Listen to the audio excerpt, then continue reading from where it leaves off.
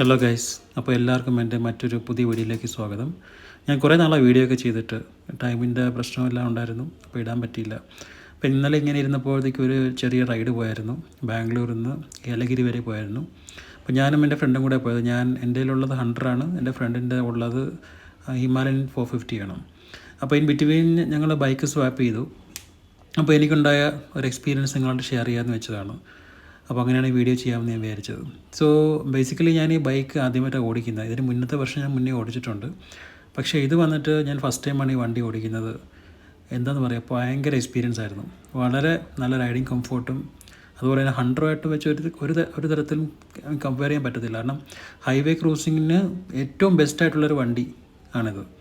കാരണം ഒട്ടും വൈബ്രേഷൻ ഇല്ല, എൻജിനൊക്കെ വളരെ സ്മൂത്താണ്.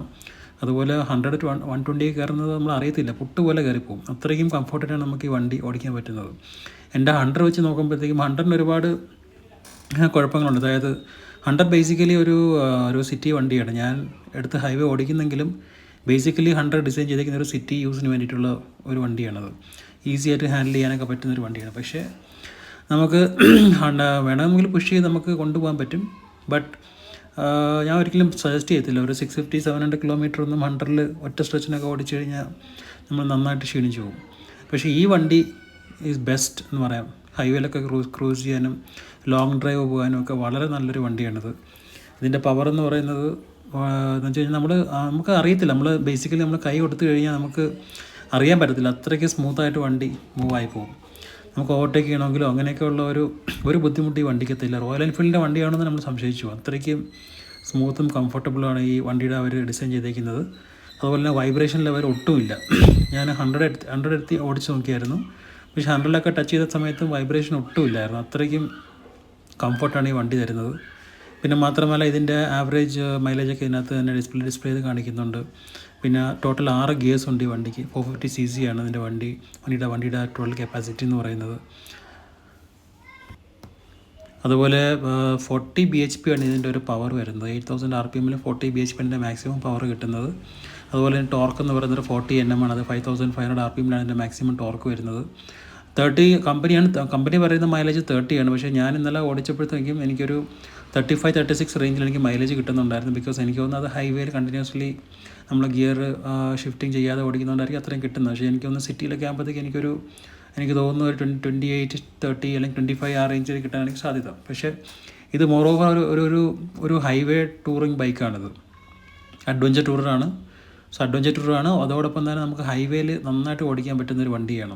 അപ്പോൾ സിറ്റിയിൽ ഓടിക്കുമ്പോഴത്തേക്ക് എനിക്ക് തോന്നുന്നു കുറച്ച് നമുക്ക് പെട്ടെന്ന് ഫിക്കിൾ ചെയ്ത് പോകാനുള്ള ഒരു ബുദ്ധിമുട്ട് ചിലപ്പോൾ മേ ബി ഉണ്ടായിരിക്കാം. പക്ഷേ ഇത് ഹൈവേയിൽ ഓടിക്കാനാണെങ്കിൽ അടിപൊളി വണ്ടിയാണ്. മാനേജ് ചെയ്യാൻ വളരെ ഈസിയാണ്. നല്ല സുഖമാണ് വണ്ടി ഓടിക്കാൻ. ഒരു വൈബ്രേഷൻ ഇല്ല.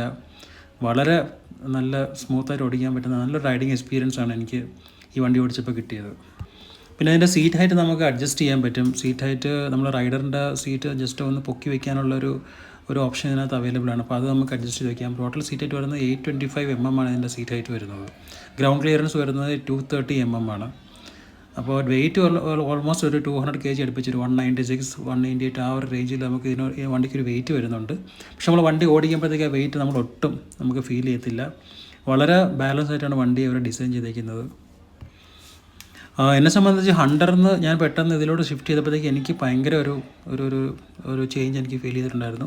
ബിക്കോസ് 100 ബേസിക്കലി ഒരു ലൈറ്റ് വെഹിക്കിളാണ്. മാത്രമല്ല അതിൻ്റെ ഡ്യുവൽ ഫ്രെയിം വരുന്നത് അങ്ങ് താഴെ എഞ്ചിൻ്റെ അടിയിലോട്ട് പോകുന്നില്ല. അത് ആക്ച്വലി എഞ്ചിൻ്റെ മുകളിലായിട്ട് വെച്ച് അത് സ്റ്റോപ്പ് ആകുന്നുണ്ട്. അപ്പോൾ അതുകൊണ്ട് തന്നെ വൈബ്രേഷൻ കമ്പാരിറ്റീവ്ലി കുറവാണെങ്കിലും ഹിമാലയനെ വെച്ച് നോക്കുമ്പോഴത്തേക്ക് ഒരു പൊടിക്ക് വൈബ്രേഷൻ 100-ലുണ്ട്. അപ്പോൾ നിങ്ങൾക്ക് വണ്ടി എടുക്കാൻ താല്പര്യം ഉണ്ടെന്നുണ്ടെങ്കിൽ ഷോറൂമിൽ പോയി ടെസ്റ്റ് ഡ്രൈവ് അടിച്ചതിന് ശേഷം നിങ്ങൾ ഡിസൈഡ് ചെയ്യുക. ഇതിൻ്റെ തന്നെ സെയിം എഞ്ചിൻ വെച്ചിട്ട് തന്നെ ഇപ്പോൾ ഗൊറില്ല 450 ലോഞ്ച് ചെയ്തിട്ടുണ്ട് റോയൽ എൻഫീൽഡ്. അപ്പോൾ അതും വേണമെങ്കിലും ടെസ്റ്റ് ഡ്രൈവ് അടിച്ച് നോക്കാം. പക്ഷേ അത് കുറച്ചുകൂടെ ഈ പറയുന്നതിനൊക്കെ കുറച്ചുകൂടെ ഒരു ഡിസൈൻ ലെവൽ വ്യത്യാസമുണ്ട്. ഒരു അഡ്വഞ്ചർ ടൂറായിട്ടുള്ളത് ലോഞ്ച് ചെയ്തേക്കുന്നത്. സോ നിങ്ങൾ രണ്ട് ബൈക്ക് നിങ്ങൾ ഓടിച്ച് നോക്കുക. എന്നിട്ട് നിങ്ങളൊരു ഡിസിഷനിലെത്തുക. പക്ഷേ എന്നെ സംബന്ധിച്ച് ഞാൻ പറയുകയാണെങ്കിൽ ഈ വണ്ടി വളരെ നല്ലതായിരുന്നു. വളരെ നല്ല കംഫർട്ട് തന്നിട്ടൊരു വണ്ടിയാണ്. സോ നിങ്ങളൊരു ഹണ്ടർ നോക്കുന്നെങ്കിൽ ഹണ്ടർ സിറ്റി യൂസിലേക്ക് നിങ്ങൾക്ക് നോക്കാം, ഒരു കുഴപ്പമില്ല. വെയിറ്റൊക്കെ വളരെ മാനേജബിളാണ്, വളരെ ഈസിയാണ് സിറ്റിയിൽ ഓടിക്കാനായിട്ട്. പക്ഷേ ഇത് ഒരു കമ്പാറ്റബിൾ അത് ആ സെയിം വണ്ടി നമ്മൾ ഹൈവേയിൽ ഓടിക്കുമ്പോഴത്തേക്കും, ഞാൻ കേരളത്തിൽ നിന്ന് ബാംഗ്ലൂരും അതുപോലെ കേരളത്തിൽ നിന്ന് ചെന്നൈയിലും ഓടിച്ച ഒരാളാണ്. അതിൻ്റെ ബേസിൽ പറയുകയാണ്, ഹൈവേക്ക് പറ്റിയൊരു വണ്ടിയല്ല ഹണ്ടർ. പക്ഷേ ഹൈവേക്ക് നിങ്ങൾക്ക് ഈ പറയുന്നവർക്ക് ഹിമാലയനോ അല്ലെങ്കിൽ മീറ്റിയറോ ചൂസ് ചെയ്യുന്നതാണ്. അപ്പോൾ നിങ്ങൾ നല്ലൊരു ഡിസിഷൻ എടുത്തിട്ട് നിങ്ങൾ ഫൈനലൈസ് ചെയ്യുക. അപ്പോൾ എൻ്റെ ഒരു എക്സ്പീരിയൻസ് ഷെയർ ചെയ്തത് മാത്രമാണ് ഈ വീഡിയോ. ഓക്കെ, നിങ്ങൾക്ക് എന്തെങ്കിലും ഡൗട്ടോ കമൻറ്റ്സ് വല്ലതും ഉണ്ടെങ്കിൽ നിങ്ങൾക്ക് വീഡിയോയുടെ താഴെ ഇടാവുന്നതാണ്. Okay, thanks for watching. By.